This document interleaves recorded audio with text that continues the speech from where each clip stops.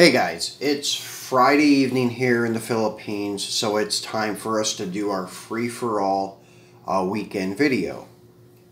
And today we're taking a look at the Mopar A-body. I'm really surprised that it took me this long to bring this car into the spotlight, or these cars into the spotlight, I should say, because we've done just about every other Mopar and I've kind of neglected these guys. Well, today the Mopar A-bodies will get their 15 minutes of fame. So we're taking a look at cars from Autoworld, Hot Wheels, Johnny Lightning, and M2 machines. And I was trying to stick mainly with your average, like factory-looking car and not bring in any chase stuff or race car stuff. Well, the cars from M2 machines, as you can see here, are factory race cars. These are the 68 Super Stock CUDA, or Hurst Super Stock CUDA, I should say. Also known as the L023 or L023 for Mopar guys. That was the option code that noted that you got the one of the Hemi CUDAs or Hemi Darts. There were less than 100 of each of these cars made, so they are extremely rare. I do have a Hurst Hemi Dart, and I'll bring him over here too so we can kind of look at them all together. And this is actually factory cars. I mean, I know they have this livery on them for racing, but when you got these cars delivered to you, they came in a gray primer with a black gel coat fiberglass front clip. So you had to paint them for your specifications for your race team or whatever, or if you planned on making a street car, which I don't think anybody did back then, but they very well could have. I think most of them were just track cars. But anyways, this is how they were delivered, and you had to paint them. So that's why I have these vibrant paint jobs out here today. I know I was saying sticking with stock cars, but as you know, if you know anything about Mopar, Mopar is known for building factory race cars. So this is very suiting for Mopar. And then what better combination but a big Hemi and a little A-body. So it's perfect setup for Mopar. So let's take a look at the CUDA first. And this is the chase piece. Unfortunately, I only have a couple of M2 cars, so I brought out one of my chase ones so you guys could look at it. Which, a few of these you've seen before. This one you've seen before. And this actually could pass for like a 60s or 70s pro stock type car because of the gold trim. It was common to see people anodize gold or their chrome like in a gold color. Then I remember seeing a bunch of cars, pro stock cars in the 70s running these gold anodized center lines. So it's really not out of the ordinary to see this kind of stuff on these cars. But maybe the gold bumpers and the gold grille may be a little bit too much, but hey, you get the idea. And they did make a stock appearing version of this car where it's all chrome trim and chrome wheels. And this came from M2's Wildcard series. So pretty cool piece. But as I said, it can pass as a 70s drag car. So anyways, it has even the red headlights, which was common back in the 70s to do this on their drag cars. A lot of times the guys would even put red tinted Lexan or blue tinted Lexan to kind of correspond with their paint job. So that's pretty cool feature that M2 added there. Then this one you've just recently seen. This is their liquid gold Hurst Super Stock Hemi CUDA. And as I said, you've seen this before. And they also took the time to put those yellow headlight lenses in there, which is pretty cool. And this one you could see the red tail light panel. It looks a lot more obvious here because of the gold. On the other car it was red, so it was a little hard to tell. But these are your M2s, and let me pop the hood on this one. So this is what the cars came with from the factory, was this cross ram dual quad Hemi. So that's what you got in your L023 package of the Dart and the Cuda. Now this Dart is from Hot Wheels, and this is from their Motown Muscle series, I believe. And this is very well done. It looks just like it should, with the quarter panels opened up the way that they are, and the big super stock scoop. They make a couple of nice ones in the Vintage Racing series too that I have not been able to acquire yet. They're very nice. There's a Dick Landy one, and then the other one, I can't remember who drove it, but there are a couple of nice ones in the Vintage Racing series. But this gives you an idea of what it looked like. Now, the reason I say these quarter panels are opened up, they did that to clear the slicks. This is a stock 69 Dart, and you can see how the quarter panels have been opened up to clear the slicks from Hearst and Chrysler's racing department when they were building these cars. So that's the real only body mod that's obvious. I mean, they had fiberglass front clips and things like this, but still look factory. But that was the only body mod that made it look different from all the rest of the Darts.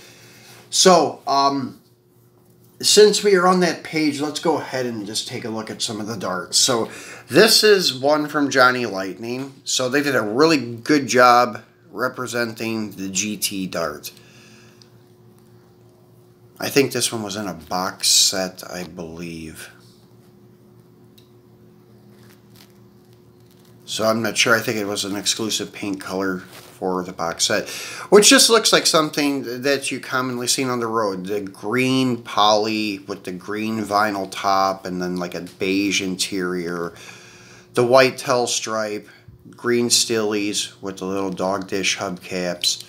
Looks very original, common, like 60s type of car. Then we have one in blue that's also that conservative type of look with the steel rims, dog dish hubcaps. This one, in my opinion, looks a little more sporty with the blue, and this may even be like a B5 blue, and the black vinyl top, the blue interior. It just looks a little more, I guess you could say, badass compared to the green. I mean, it just looks more like it's ready to race comparing to the green color. So, that is the 69s. Then in 70, they kind of did a change of them. The body style, as you could see, this is the Chrome 70 from Johnny Lightning. And as you can see now, the back is kind of tapered down a little bit, and the grills have changed. Actually, I think they were downsized slightly, in my opinion. I think the 70s and newers are slightly smaller than the 67 to 69. But this is a really cool car with the chrome. And this is one you don't see from Johnny too often. It's like the 70 and newer. Usually you can find them easily through Autoworld, which we have 3 of them right here in front of us, and I'm not going to go over every single car one by one because a lot of these you've seen before. So, kind of scoot this out of the way and kind of line these up where you can see them a little better here. Now, these are your Autoworlds. This is one of the newest releases. This is one of the first releases. The first releases were in this. Actually, these 2 were the first 2 released, actually. So, I forgot that I had both of them here. So, I was going to tell you the other one was like a sublime green, and, well, they're both sitting here. That was the first appearance of the Dart from Autoworld a few years back. This was the 2 colors you could choose from. Then, this is one of their latest releases. Well, maybe not the latest, but I would say in the past, like, year. This is one of the releases that you could get. Then, as I said, these are common. They do make a version with the twin scoops, kind of like the Johnny Lightning, which I do like that one. It looks a little more sporty than this one. This looks like your plain Jane Dart Sport, or just Dart, I'm sorry, because in the 1973 they changed the Dart Sport to like a Duster, and I'll explain that in a second. But yeah, this is your Autoworld version. So the Autoworld version is really nice. The Autoworld cars overall are great. The only thing that I don't think they did such a great job on is their Mopar rally wheels. Their Mopar rally wheels are too small and they just don't look right. Now, looking at the Johnny Lightning one, now these are pretty much spot on. They did a perfect job on their Mopar rallies. So, yeah, that's the only thing Autoworld lacks on, in my opinion, with their Mopars, is the rally wheels. Everything else looks good. Even their Magnum 500s are nice. Their steel rims are nice. It's just that those Mopar rallies, they need to retool. So, I told you about the Dart Sport. Started in 73 as a Duster kind of car. But actually, it was Dodge's version of the Duster. And Dodge launched that first version of the Duster in 1971, and it was the Dodge Demon, which we have here, which now that name is made very popular because of the Challenger SRT and being one of the world's, well, not one of, it is the world's fastest production car ever in quarter-mile time. This is your original, though. This is when a Demon was a Demon and not a Challenger Demon, not a merged together E-body and A-body name. So this is your standard A-body Demon that was released in 71. And then it only lived until 72, and in 73 they stopped making them. In the early 70s, cars were very similar to one another. So in 71, the Demon had a split grille and it had recessed marker lights. Now, in 72, the only changes was the grille went to a fully open grille, just like the Dart, and then the marker lights were exposed. They were surface mount marker lights. And actually, all Mopars from 72 on forward used the exact same marker lights. The A-body, the B-body, the E-body, even the trucks. So that marker light carried on till the early 90s, maybe even the mid-90s. And that was like one of Mopar's cost cutters, is making the marker light universal. Prior to that, in 71 on back, the marker lights on each car were unique. But as you could see here, the tail lights are very cool in the 71, or just on the Demon period, because the 72s had the same like slotted tail lights. So this is your original Demon. The reason that they dropped that name was because of protests by the church in America, mainly the Baptist church, and people complaining that it sounded evil and such. So they dropped that nameplate and then went to Dart Sport, because the Dart was this guy here, so then they made this guy here the Dart Sport in 73.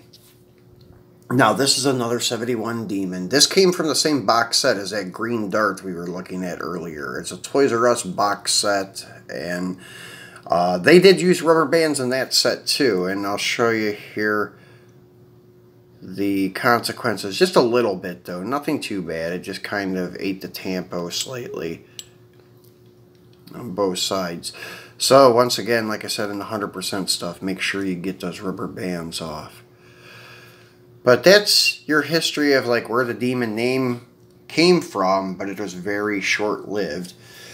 Now, probably the most popular A-body from Plymouth is the Duster. They had a Valiant, but a lot of people overlooked the Valiant. They know the Duster, though. This is your Duster. This is a 70 or 71 with the really cool grill. I love this grill. They called this the shark tooth grill. So, very cool option for these Dusters. This comes from the classic Gold series, or just a Gold series from Johnny Lightning. And these are very detailed, as you can see with the chassis and stuff. I mean, the details are kind of primitive, but at least they painted the base to make it look like a real Mopar, how everything is painted, the body color underneath, with the black K-frame and the black rear end and leaf springs and such. So they did a really nice job detailing this car. And then I have another one.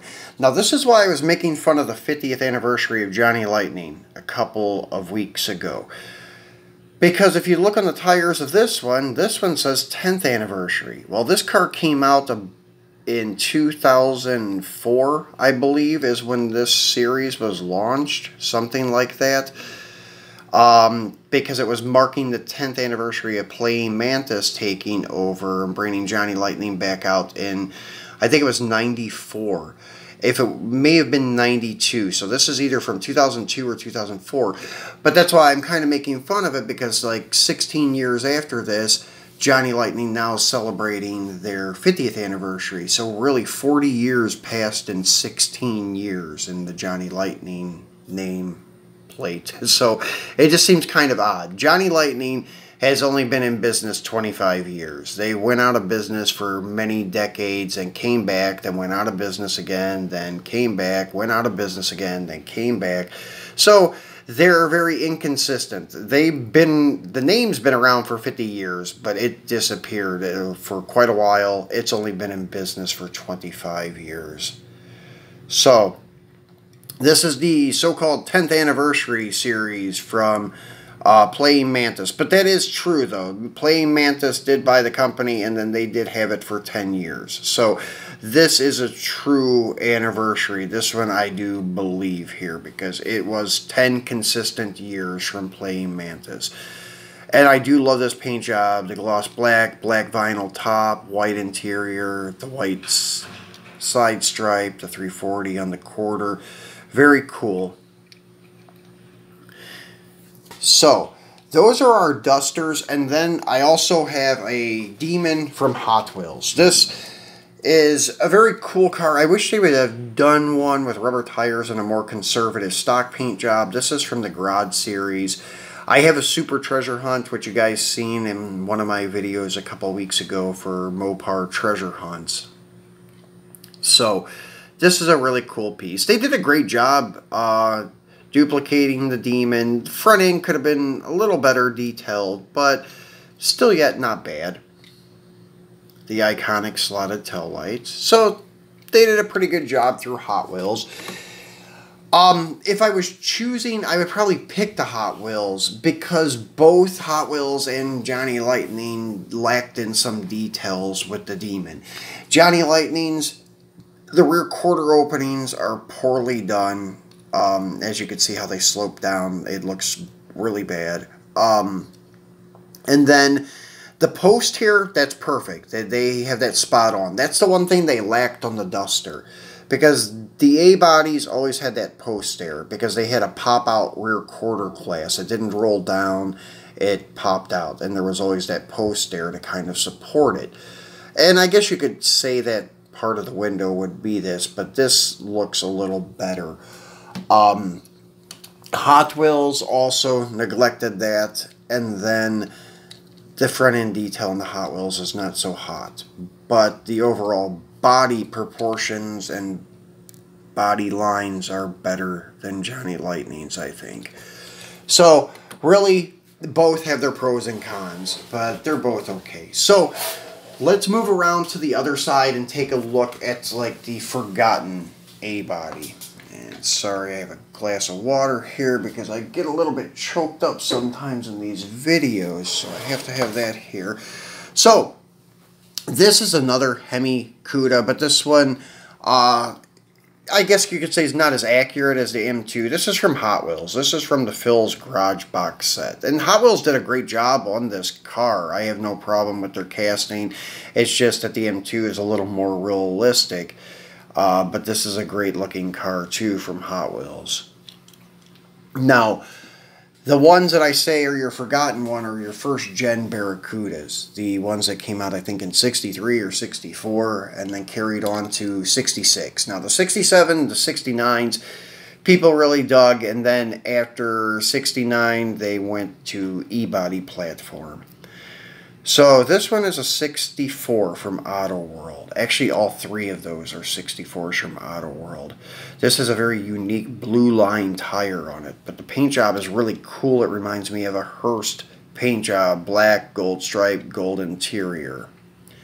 So nicely done by Autoworld. So, and this is one of the formulas, as you can see on the plate, Formula S. So, pretty cool car. And then the light blue one back here, it's nothing really to write home about. It's just your basic conservative Barracuda from the early 60s. Now, the next one we have back here is the one that's pretty cool because this is like your paint swatch car. This went around to dealerships, kind of like the rapid transit stuff, as like a display to show you the colors that were available on these cars. They actually redid this again in 70, I think, and it was a more appealing CUDA because of the E-body, but that's why they did that, is to kind of have one on the E-body platform and then one on their A-body platform. So pretty cool to see this, that Autoworld made this car, and it is really cool. So it's just a nice piece to have in a collection if you're a Mopar person, because it has a little bit of heritage behind it in the Mopar car lot industry, I guess you could say. So because it used to travel around the country, going to dealerships, showing people this unique car that has all of these different paint colors on it. So guys, that is pretty much my A-body collection. So I wanted to bring them out and show you because, as I said, we haven't ever brought them all together in one shoot. So it was good to get these guys together and show them to you. And then we'll be back on Monday with our premium car unboxing. I have a lot of stuff to unbox for you guys, so I'm not sure what we're going to do. We may even do a few mail-in cars, just some random mail-in cars from the past 4 or 5 years. Maybe do 4 or 5 mail-ins and unbox them and take a look at them. So that may be what we do, or I have some Johnny Lightning dioramas and things. So there's a lot of stuff to take a look at. So it'll be a surprise on Monday. Make sure you tune back in for that video. And then if you have not subscribed yet, please remember to do so. Please give me a thumbs up and please share the video. Thanks for watching, guys. Have a great weekend.